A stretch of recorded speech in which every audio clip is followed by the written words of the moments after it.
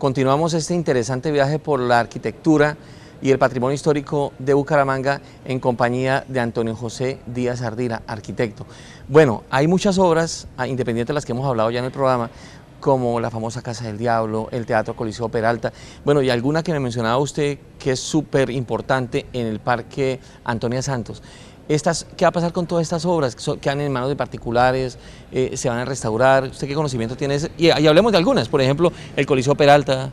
Mira, hace menos de 6 meses la alcaldía de Bucaramanga contrató conmigo, precisamente yo hice ese estudio, un inventario de los bienes patrimoniales. Seleccionamos 130 predios en Bucaramanga que estamos esperando que el alcalde firme el decreto para que queden intocables. Es decir, que haya, al menos en Bucaramanga tiene 150.000 predios, menos de uno de cada 1000, cuando las ciudades generalmente tienen el 5%, el 10%, hay ciudades que tienen hasta el 20% de predios que no son demolibles.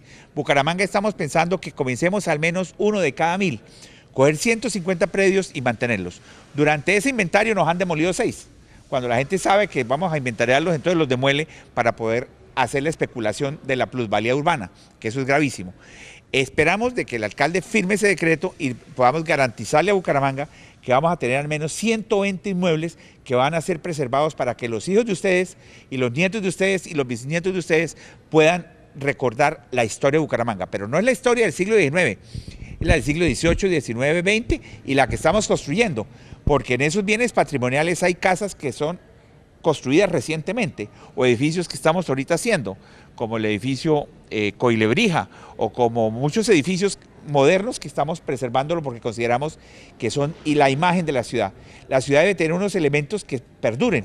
Usted va a cualquier ciudad importante del mundo y puede haber durado 50 años sin ir y no va a encontrar todo lo bonito demolido. Y en Bucaramanga sí, desafortunadamente la buena arquitectura cayó bajo la piqueta de los constructores. Bueno, hablemos un poquito del Teatro Coliseo Peralta. El Coliseo Peralta fue hecho en 1880 y imagínense ustedes una ciudad que no tenía ninguna diversión, donde no habían inventado el cine. Entonces allá había toros, había danzas, había sesiones solemnes de los colegios, había matrimonios, había entierros, todas las actividades que se daban en el pequeño pueblo, como en una casa de la cultura, se daban en el Coliseo Peralta. Ese Coliseo Peralta estuvo abandonado muchos años, tiene entre los muchos valores, porque es la única teatro en América Latina de herradura que se permanece original al estilo de los teatros shakespearianos, es una cosa muy muy importante. Y además en ese teatro se presentó por primera vez en Colombia cine. La primera película que se dio en Colombia se dio en el Coliseo Peralta. ¿Por qué razón? Porque Bucaramanga, gracias a los Penagos y a los Acevedo, un montón de familias del siglo pasado, fue la primera ciudad en Colombia que tuvo luz eléctrica, planta traída de Nueva York. Entonces, de esa manera permitió la entrada de una serie de cosas que sin la luz eléctrica no podía entrar el desarrollo acá. Ese coliseo actualmente es de propiedad del Club Kiwanis, está más o menos bien mantenido, pero la idea es que con el tiempo, ya sea la gobernación o la alcaldía, lo adquieran para que se convierta en un espacio público, en un centro paralelo al Teatro Santander, paralelo al Centro Cultural del Oriente, paralelo a las universidades. Tenemos nosotros en el área metropolitana 70.000 estudiantes universitarios, donde se están divirtiendo, donde se están capacitando. No hay centros culturales, no hay un sitio donde la gente pueda ver un buen concierto, donde la gente pueda aprender teatro. Entonces tenemos ese espacio listo. Bueno, y la casa Luis Pero de la Croix y la casa que nos mencionaba usted, de Antonia Santos. Mira, la casa Luis Pero de la Croix, gracias a un gran hombre que fue gobernador y alcalde de Bucaramanga y fue gerente de Terpel, que fue don Rafael Pérez Martínez, se compró a los particulares, se restauró y se montó como museo. Durante más de 20 años, el Banco de la República y Terpel funcionó allá un museo. Cuando esas entidades resolvieron quitarle el apoyo al museo, el museo se tuvo que cerrar, entonces la casa se la regalaron a la alcaldía de Bucaramanga. La alcaldía no la recibió, sino la recibió el Instituto Municipal de Cultura. Es un espacio público.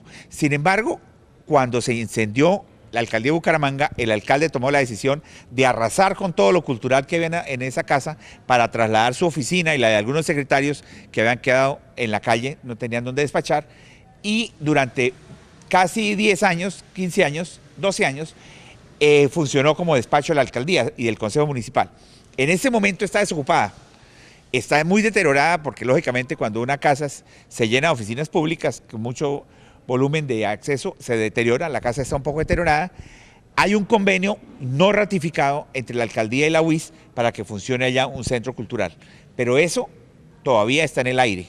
Y desde hace 15 años tenemos la biblioteca departamental, una de las más valiosas de Colombia, en cajas de madera, en cajas de cartón, en depósitos, llenándose de polilla y pudriéndose. Esto es un crimen contra la cultura santanderiana.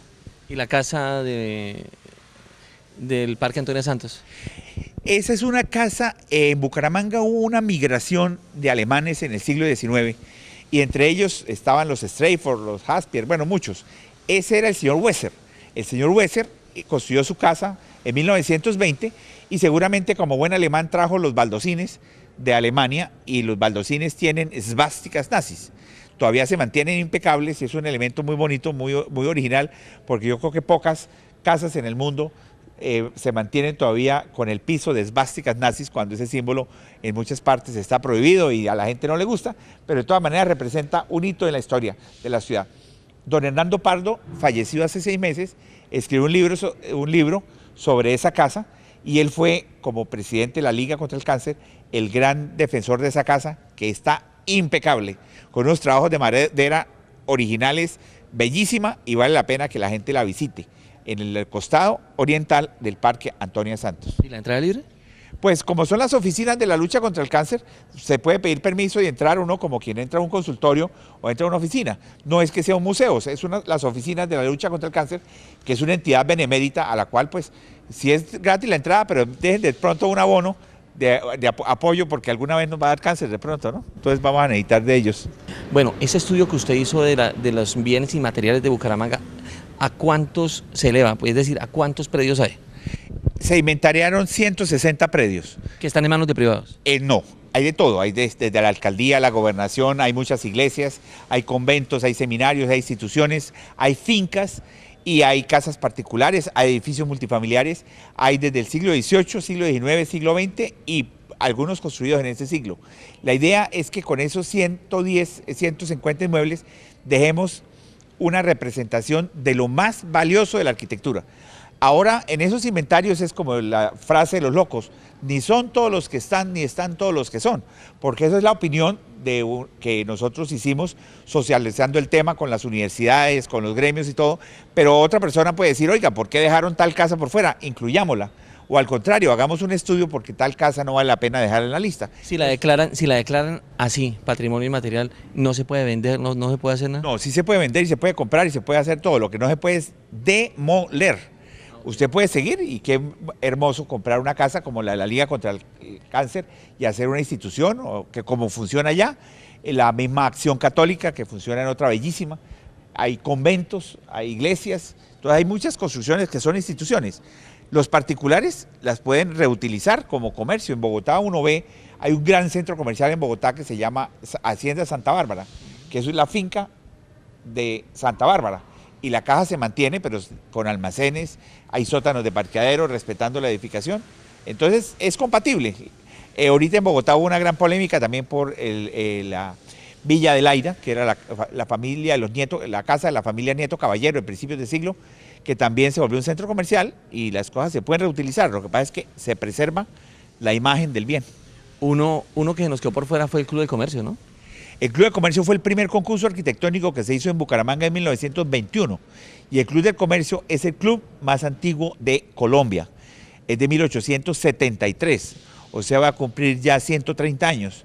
Ese club, los clubes nacieron de la moda inglesa, de que los hombres se iban a hacer reuniones sin las mujeres. Los clubes, en los primeros años de los clubes, las mujeres no podían entrar. Hay una anécdota muy simpática del Club de Comercio, que cuando en 1914 las mujeres se rebelaron y dijeron que querían ir al club, hicieron una fiesta para que las mujeres conocieran el club, las esposas de los socios. Pues cuando se inició la fiesta, el día anterior a la fiesta se dieron cuenta que no había baños. Entonces en la tarjeta decía, favor llevar mica, para que las señoras pudieran hacer su mingitorio sin haber sanitarios, ¿no? Claro, esas son las historias que nos cuenta el arquitecto. Arquitecto, muchas gracias por habernos acompañado hoy acá. Listo, bueno, muy amable y temas en Bucaramanga. Y la idea es que cada bumangués se convierta en un amante de la ciudad. el arquitecto Antonio José Díaz Ardila, gerente de la reconstrucción o restauración, mejor, del Teatro Santander. Y hasta aquí Mundo Empresarial, el programa que presenta de manera sencilla lo que parece complejo. Nos vemos dentro de 8 días con nuevas historias y por supuesto lo que le interesa a ustedes, los empresarios santandereanos. Chao, chao.